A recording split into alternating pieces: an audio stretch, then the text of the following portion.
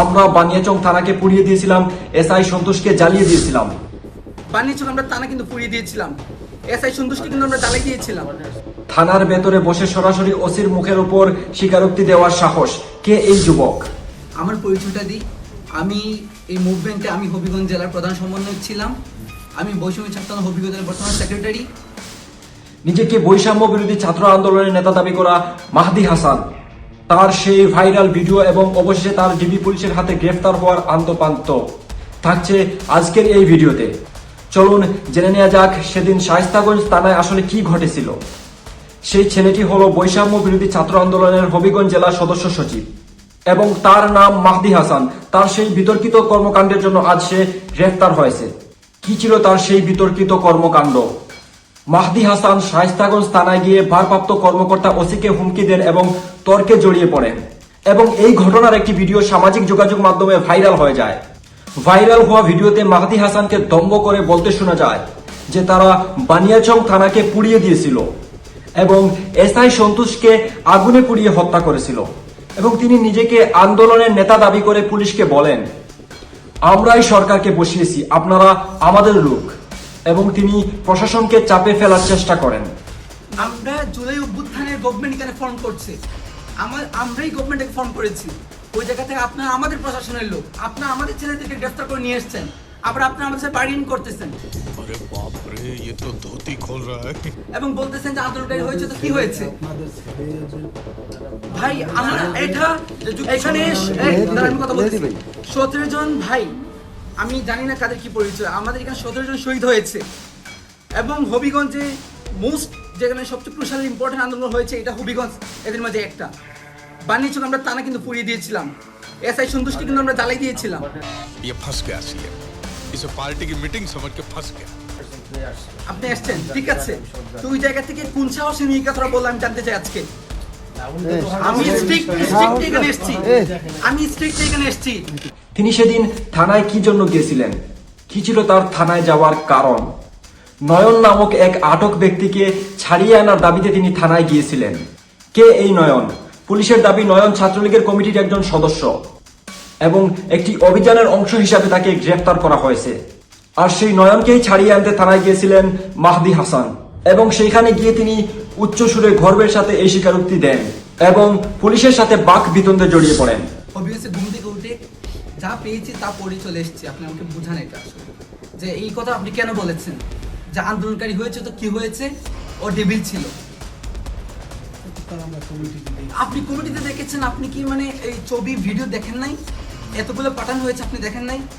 Certificate পাঠায় নাই, আমি পাঠাই নাই, তা আপনি ওদের কি বলেছেন? আপনি জোর করে চালান দিয়ে দেন।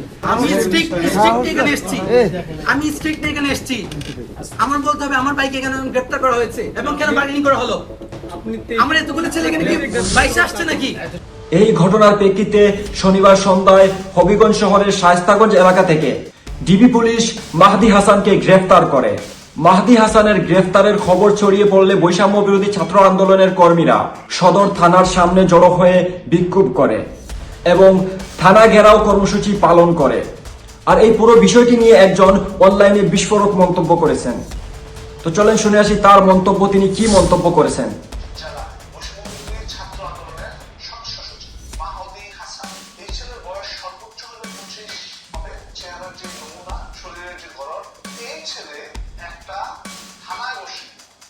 সামনে বলছে যে আমরা বানিয়াচং থানা তুলেছি এবং এসআই সন্তোষকে আগুনে জ্বালিয়ে দিচ্ছি। পুলিশের কি অকাল চলে আসছে যে একটা হাঁটু বয়সী ছেলে 15-20 জন ইয়াং ছেলেকে নিয়ে থানায় ঢুকে একজন এসআই কে পুড়ে মেরে ফেলেছে। সে থানায় বসে সব স্বীকারোক্তি প্রদান, যেটার অর্থ হলো এখানে যা কিছু হয়েছে তার জন্য তারা নির্দেশ দিয়েছে, তারা এটাকে ঘটিয়েছে। এসআই সন্তোষ যে একজন বিভিন্ন ধর্মাবলম্বী, সে হিন্দু ধর্মের একজন ছিল।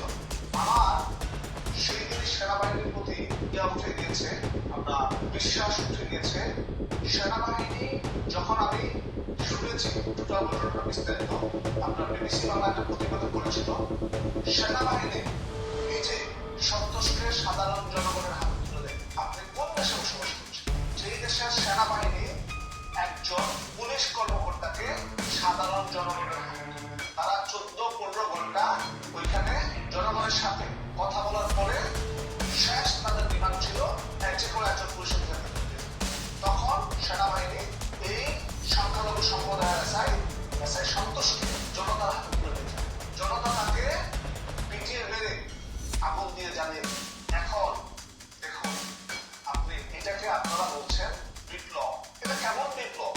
দেশের সেনাবাহিনী আর দেশের প্রশাসনের একটা কর্মকর্তাকে রক্ষা করতে পারে, সে সাধারণ জনগণের হাতে তুলে দিয়ে যায়, সাধারণ জনগণ মুহূর্তের মধ্যে একজন জীবন্ত মানুষকে মেরে আগুন দিয়ে জ্বালিয়ে দেয়। আচ্ছা, সেনাবাহিনীর দ্বারা কি সম্ভব ছিল না ওই দিন জনগণকে নিবৃত্ত করে? আমি ধরে নিলাম ওই থানার প্রতিটা পুলিশ জঘন্য থেকে জঘন্যতর অপরাধ করেছে, তাদেরকে আইনের আওতায় নিয়ে এসে বিচার করা। জনগণ নাকি চেয়েছে পুরো থানার ভিতরে যত পুলিশ আছে সবগুলোকে আটকে আগুন লাগিয়ে। আজকে যারা পুলিশে চাকরি করছে না তারা সবগুলো মাদার চোদা হিজলা। কেন বলছি? এই হিজলার বাচ্চারা যখন বাংলাদেশ আওয়ামী লীগ সরকার ক্ষমতায় ছিল তখন এক একটা বাঘের বাচ্চা হয়ে গিয়েছে। এই হিজলার বাচ্চা একটা থানার ওসির সামনে বলে, একটা 1.5 ফুট সাইজের একটা ছেলে থানার ওসির সামনে বলে আমরা বালিয়াচক থানা ঘুরেছি এবং সেই সাথে আমরা এসআই সন্তোষকে হত্যা করেছি। অথচ যখন জননেত্রী শেখ হাসিনা সরকার ক্ষমতা ছিল এই একটা ওসির সাথে আমরা তৃণমূলের নেতা কর্মীদের বসে কথা বলাটা দুষ্কর হয়ে দিয়েছে।